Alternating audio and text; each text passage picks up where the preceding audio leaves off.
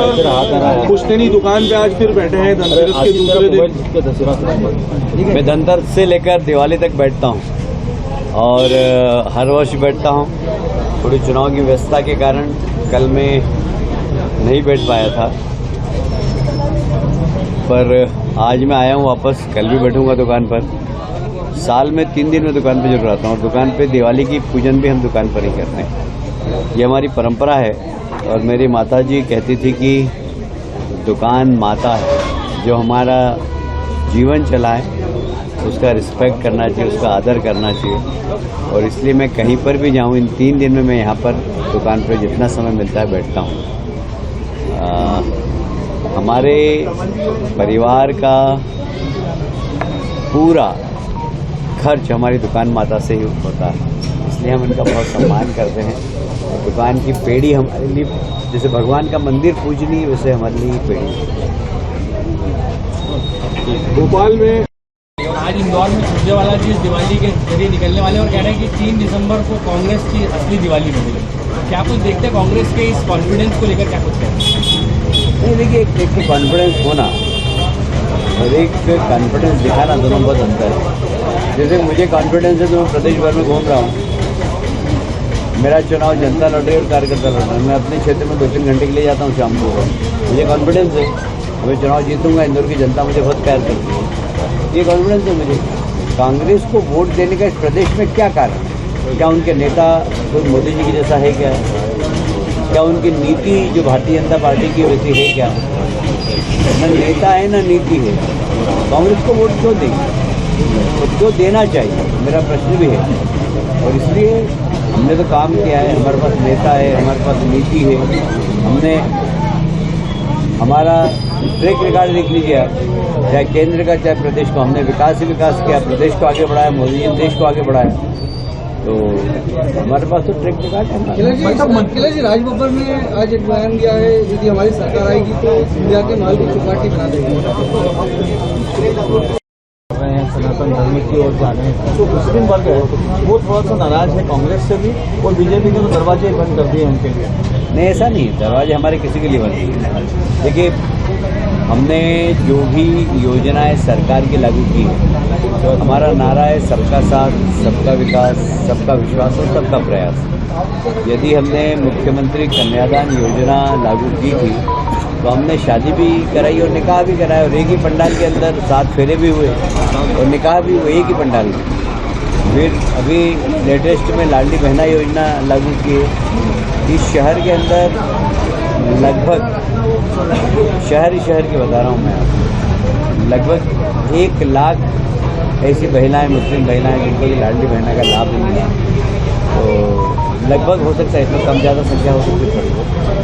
तो ऐसा नहीं है कि हमने मुस्लिम व्यक्ति है तो उसको योजना का लाभ नहीं दें। ये कहना कि दरवाजे बंद कर दिए, ऐसा बिल्कुल दरवाजे बंद नहीं किए। हमारे दरवाजे सबके लिए खुले हैं। हमारा नारा ही है सबका साथ, सबका विश्वास, सबका विकास और सबका प्रयास। हाँ, ये बात है कि कांग्रेस की तरह हम जाति में बांटते नहीं। कांग्रेस जिस प्रकार जाति के आधार पर जाति जनगणना की बात करती है, समाज को बांटने के काम करती है, हमारा समाज जोड़ने का। गृहमंत्री अमित शाह का जो है हुआ है भाजपा का, देखिए, भारतीय जनता पार्टी ने काम बहुत किया है। तो जो संकल्प जारी किया पिछली बार का, उसको 100% लागू किया है। कांग्रेस की तरह नहीं हम कि वोट लेके तो घोषणा पत्र को भूल जाए, जैसा कि पिछली बार कमलनाथ जी ने किया था। घोषणाएं 999 की थी और 9 घोषणाएं भी पूरी नहीं हुई थी। तो हम हमारे घोषणा पत्र को हम वचन पत्र कहते हैं, और ये वचन पत्र हमारा वचन है और ये पूरी पार्टी का वचन है, किसी व्यक्ति का वचन नहीं है। और इसलिए हम सब लोग उसको पूरा पालन करते हैं। पिछली बार जो हमने वचन पत्र दिया था उसका 100% हमने लोगों की समस्याओं का निराकरण करने का प्रयास किया। मोदी जी का दौरा होने वाला, क्या रूट रहेगा, क्या टाइम? बड़े गणपति से राजवाड़े तक माता अहिल्या की मूर्ति तक रहेगा, और आग्रह हम करेंगे सभी कार्यकर्ताओं से और नागरिकों से कि मोदी जी आ रहे हैं और उनका स्वागत करें। खड़गे साहब, कांग्रेस के अंदर आज भी कुछ लोग ऐसे हैं जो सच बोलने का साहस रखते हैं। प्रमोद कृष्णन एक स्वयं संत है, मैं उन्हें व्यक्तिगत रूप से जानता हूँ। वो कौन सा मठ है भूल गया, उसके पीठाधीश्वर है और बहुत ही विद्वान व्यक्ति है। और उन्होंने कांग्रेस का चेहरा जनता के सामने रखा है कि कांग्रेस के लोगों को राम मंदिर से भी नफरत है और राम जी से भी नफरत है, ऐसे बहुत सारे लोग। आज कमलनाथ जी का ये बयान कि राम मंदिर सबका है, हाँ आपका भी है, और खाली हमारा यही प्रश्न है कि जिस दिन राम मंदिर का भूमि पूजन हो रहा था उस दिन आप काले कपड़े पहन के पार्लियामेंट में क्यों गए? कांग्रेस से पूछिए जरा।